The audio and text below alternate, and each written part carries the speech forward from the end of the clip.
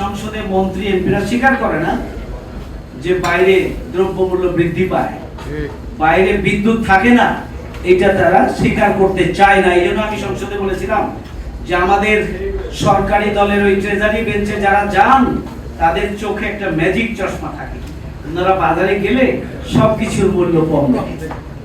সরকারের যে পরিমাণ বাজেট বরাদ্দ দেওয়া দরকার ছিল সেটি দেয়নি।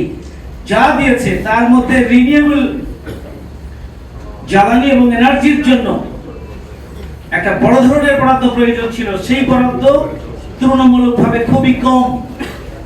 যদি বিদ্যুতের দাম, জ্বালানির দাম বৃদ্ধি পেতে থাকে, দ্রব্যমূল্যও বৃদ্ধি পেতে থাকবে, এটাই স্বাভাবিক। কলকারখানা বন্ধ হবে, উৎপাদন কমে যাবে এবং আমাদের মূল্যস্ফীতি বেড়ে যাবে, অর্থাৎ জিনিসপত্রের দাম বেড়ে যাবে। সম্মানিত উপস্থিতি, তাহলে নিরঙ্কুশভাবে বিদ্যুৎ এবং জ্বালানির নিশ্চয়তা যদি না থাকে, আজকে লোডশেডিং এ জীবন পর্যদস্ত হয়ে উঠেছে, মানুষ অতিষ্ঠ হয়ে গিয়েছে। আমার নির্বাচনী এলাকা থেকে আমাকে বারবার সর্বস্তরের মানুষের পক্ষ থেকে মেসেজ দেওয়া হচ্ছে, ফোন দেওয়া হচ্ছে, ঘন্টার পর ঘন্টা লোডশেডিং।